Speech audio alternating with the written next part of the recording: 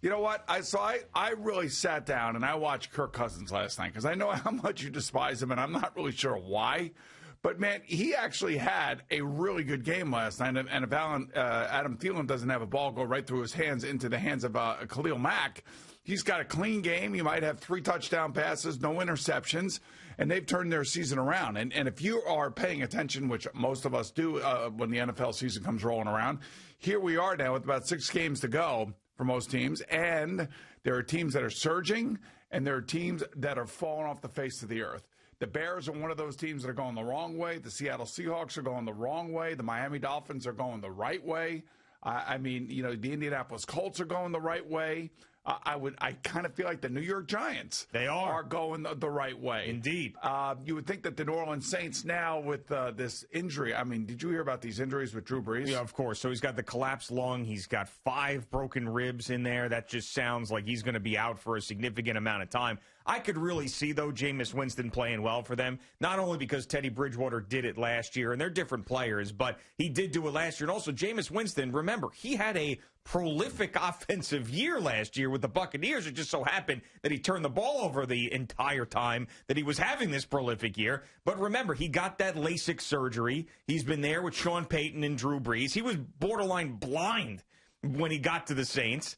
I think he could play well. I do. Yeah. I think it's going to be a tough decision when Drew Brees is healthy. I think Jameis Winston's going to play that well. All right, easy there, Chief. Watch, that's going to be a thing. You got to remember, that's going to be a thing. You said it. There are 2 different players. There's Teddy Bridgewater and there's Jameis Winston. Teddy Bridgewater is not going to beat himself and his own team. He's not going to give the other team the ball. Different Jameis now. All right, so we'll see. He can see. He's got a good coach. But it's a big deal because the Bucs are right on their heels. They have obviously swept the Bucs, so essentially they have a 2-game lead on them, even though it's only a 1-game lead. I feel like the Seahawks are dropping, the Rams are surging. I feel like the Vikings are one of those teams that are surging right now. We're doing surge and drop right now. Surge and drop. Little surge and drop. But it just goes to show you that it is a long, long season, and there's a lot of things that can happen. And when a team like New Orleans loses its starting quarterback, they are in deep doo-doo, as they say, my man. I disagree. See, if the Pittsburgh Steelers lost their starting quarterback, they'd be in deep doo-doo.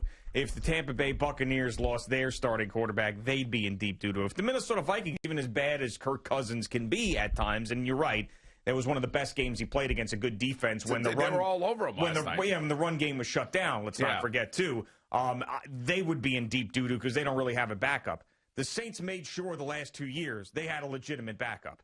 And I know that Jameis Winston has been laughed at because he threw 1 million interceptions. I think you're going to get a different Jameis Winston. All right, I hope you're right. I hope you're right because New Orleans is my Super Bowl pick. You love picking the Saints as a Super Bowl. I think you did it last year, too. They've been close every year, and now all of a sudden Drew Brees gets hurt, and I don't know how long he's going to be out. I mean, I would think he's going to be out at least 6 months. He had a punctured lung. Yeah. It's a collapsed lung. A collapsed lung. Well, he's standing What does there. that mean, by the way? The lungs collapsed. Yeah, I know, but what does it technically mean, though? The lungs collapsed. Yeah, but, okay, so... That's why they call it a collapsed lung. I got that, but then what does that do to you? Like, does it... that? Yeah, you have a hard time breathing. And how does it get fixed? Well, the interesting thing is as opposed to a punctured lung, I'm assuming, depending on the level of severity, that it will naturally return. It just returns. Yes. It takes a while. Okay. Mm-hmm. No, interesting. I had a bruised lung. You did? I did. From getting hit in the ribs and then the rib? Right in the back, a helmet right in the back. And then that went, wow. Sons of bitches, man. I'm telling you, you go down, there's a guy that wants to get that last licking on you, and he puts his helmet right in your back. Yeah, like a ram, just butting your head right to your back. I really mainly hate defensive linemen for that reason. Sure. The linebackers, too. Well, the safeties as well. Yeah, they're all There's a lot of guys that are like that try to get that little last lick in, and they go after you, and they think that they're tough guys because you're being taken down to the ground, and then they hit you when you're not looking. Yeah. Oh, yeah. Quarterbacks should wear skirts. Yeah, jerks. Okay, you jerks. Yeah. But, so I don't know. Maybe your Minnesota Vikings here, you take a look at their next 3 games. They're all winnable games.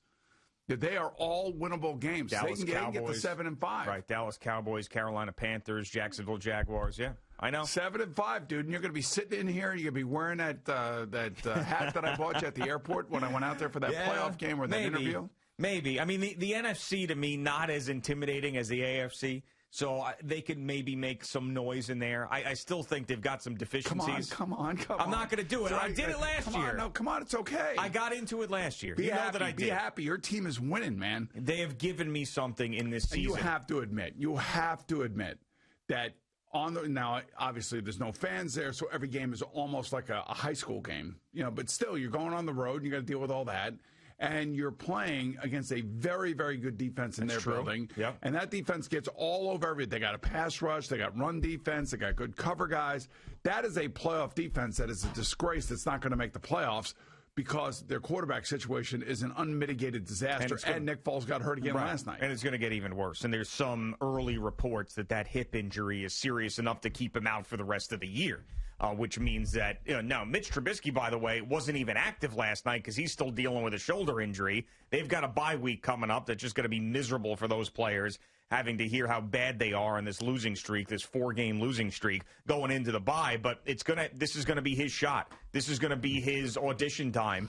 And just like Jameis Winston's going to have an audition time to either be the starting quarterback of the Saints next year or somewhere else, Mitch Trubisky's got this time now to show people that he can either play or not. And the other thing, too, is that you have a shoulder injury here in New York with Sam Darnold that looks worse than I know he's not going to play they again. initially were telling us because he's not going to play again this week at the Chargers. And I mean, look, I don't know what to tell you. A part of playing quarterback in the NFL is showing up and playing and being there. And that's the one thing that I will never, ever, ever take away from Eli Manning and what he did for his New York Giant fan base. He played every game. He was there all the time. Brett Favre there all the time. Tom Brady there all the time. I mean, these guys, Aaron Rodgers, most of the time he's there. It's you have to be there. It's the most important position. They spend the most money on that position.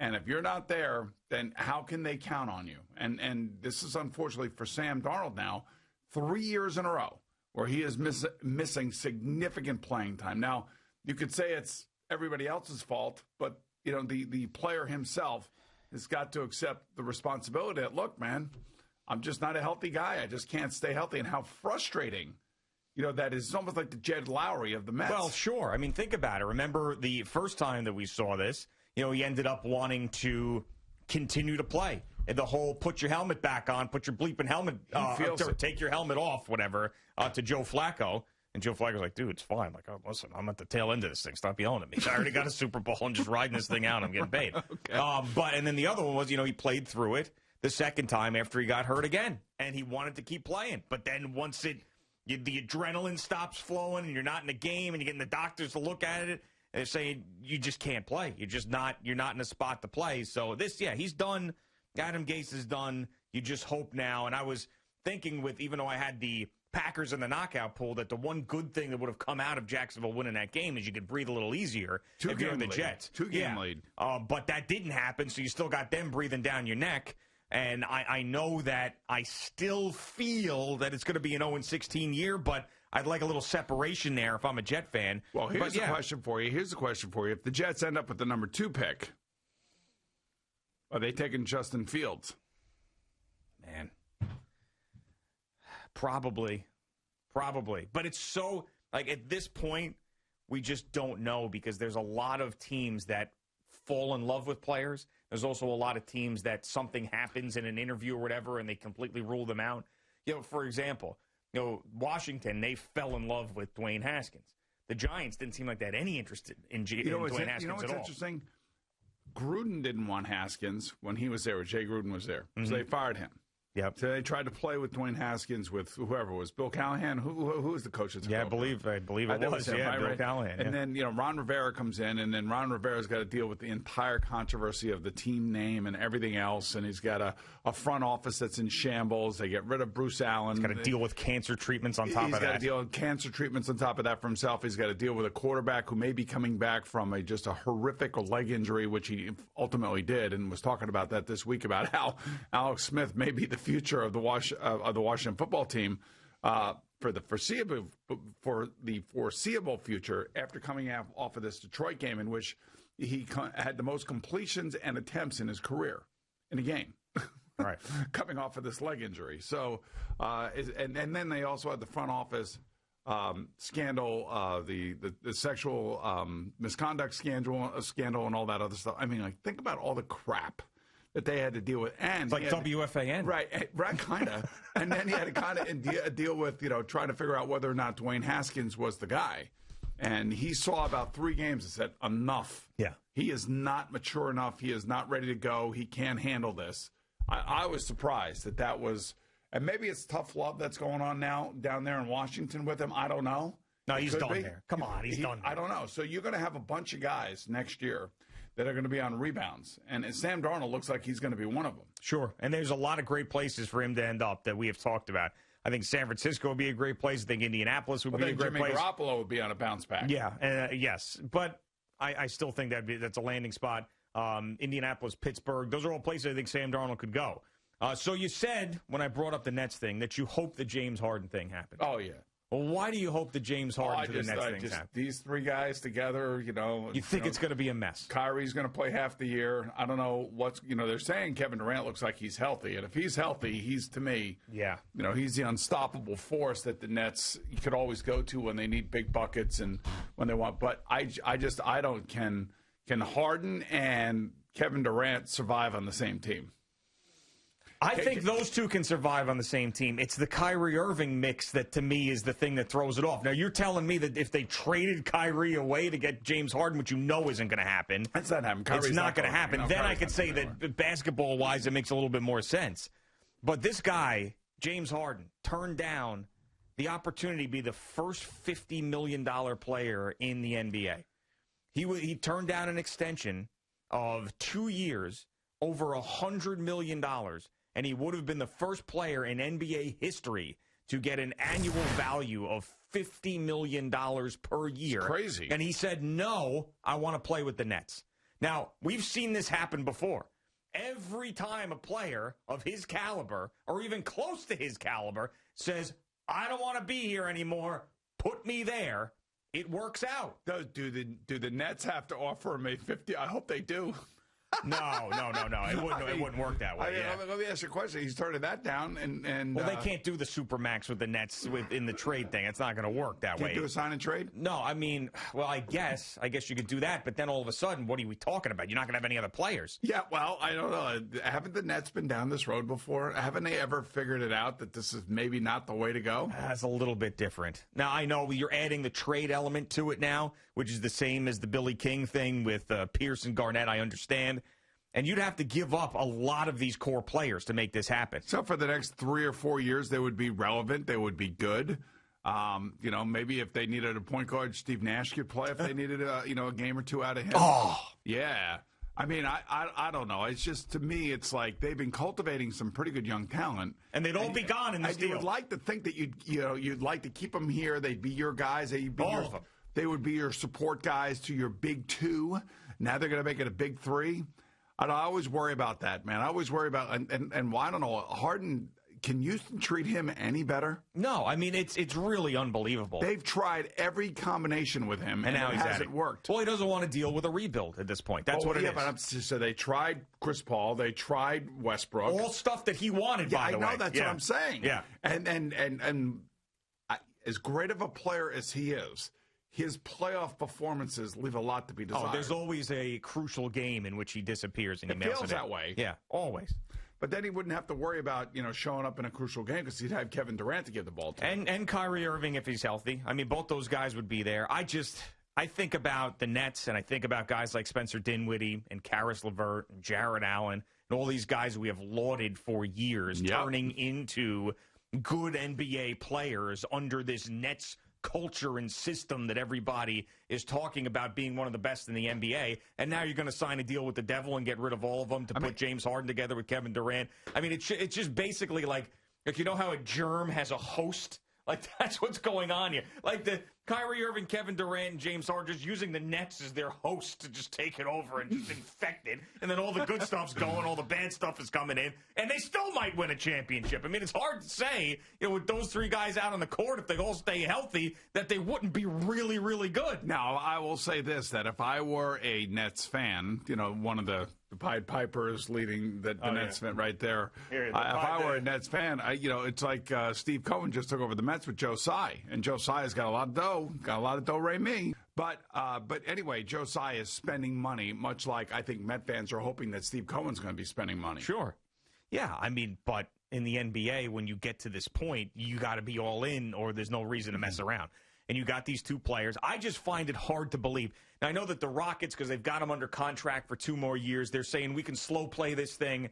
We've got the leverage. You don't have the leverage. Well, you got a very short trading window going on right now, and you have the draft tomorrow night. Yeah, and so the whole we're going to hold on to him because we've got him under contract. Yeah, good luck with that. That never happens. Doesn't happen anymore. With the NBA and these star players, they decide it's over, and when they decide it's over, it is over. They've got more control than anybody in the history of sports, the star NBA player. And if he wants to go to the Nets, he'll end up going to the Nets. Now, the Nets could say no if Durant and Kyrie are saying no, but they want him because it wouldn't even got to this point if they didn't want him. They want their $40 to $50 million, and they want it to be as easy as possible.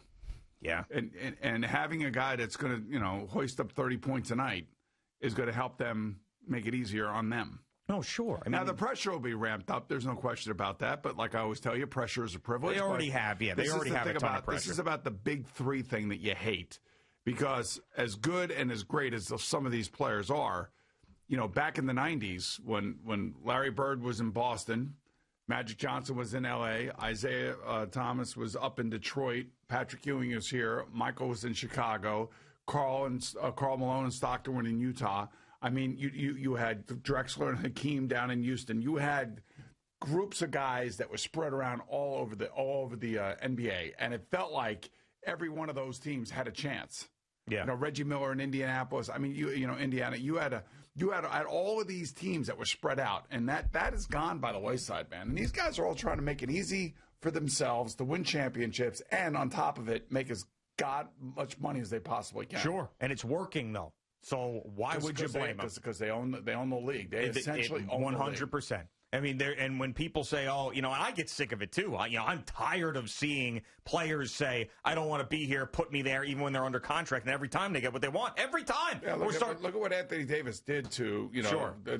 Now the Pelicans have got to come out of that with Zion Williamson. Sure. And they've got to make the right moves if they're going to make a trade that. They made a big move right. Trading away Drew Holiday last night. So, I mean, they were already reworking their roster, and 3 first-round picks came back. That's good to for them. And Eric Bledsoe on top of that, who should be able to stabilize them in a way. And George Hill, I believe, as well was in that deal. So you got some veteran guys who know how to play. But, yeah, I mean, now they're in a rebuild. So the Houston Rockets, all right, we're going to keep James Harden because it's a business, but we have to rebuild around him because nothing else worked. We got rid of the coach. We got rid of the general manager. We're going to keep James Harden. And James Harden says, nope. I don't want to be here, and if I'm going to go anywhere, I got to join up with a super team because that's what we do these days. Why wouldn't he go with Daryl Morey to Philadelphia? He doesn't want to go there? No, that is a possibility. It is. That's one of the things that has been mentioned, but I think that he wants the Nets more than anybody else. Now, if it gets to a point where there are other teams like the 76ers that can present a better deal to the Rockets, and they say, if you desperately want to get out, we can put you in Philly if you want. Send it to the Lakers. They need another guy. Yeah. Sure they do. Maybe the Clippers. They need another guy. Oh my goodness. Yeah, it is tough to take. I'm sorry. Did you see Harden on the Warriors? No. I think he's going to end up with the Nets. I think he's going to get himself there. I mean, there's too many examples of guys who want to go to places and then end up there. It's unbelievable, actually, when you think about it. I mean, even Chris Paul. It turned out that he wanted to go to Phoenix. Devin Booker wanted Chris Paul. Chris Paul ended up in Phoenix. Just like whatever these guys want. We'll figure it out. We'll figure out a way.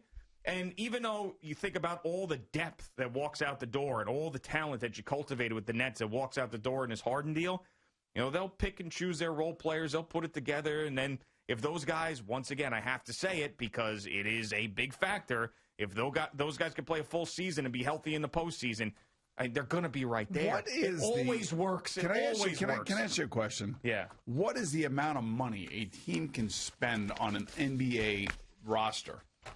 What is the exact number before you get into all these penalties and all this other crap? All right, what we'll do is we will look that up. Like and the we'll Knicks, get to the answer. the Knicks have the most amount of money under the cap right now. Sure. Yep.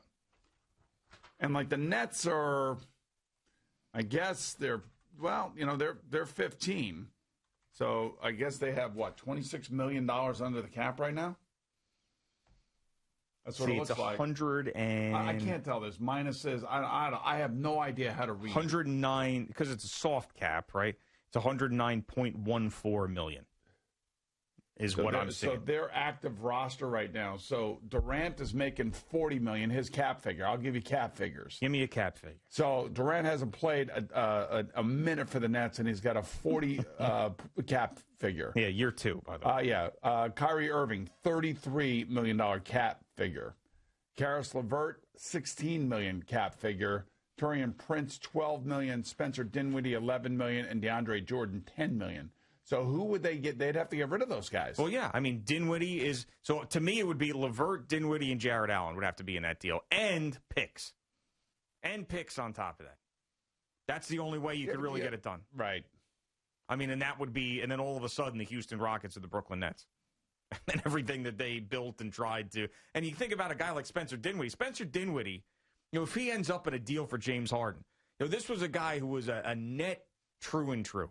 During that whole time, I remember he even went. I had a back and forth with Spencer Dinwiddie about Nets and free agents when I was still thinking that the Knicks had a shot, wrongfully so, as we know, with Kevin Durant and Kyrie Irving. And he responded to a tweet of mine saying that, hey, we've been clearing cap space. Don't you know the players want to come here? Like, he was active in all of that.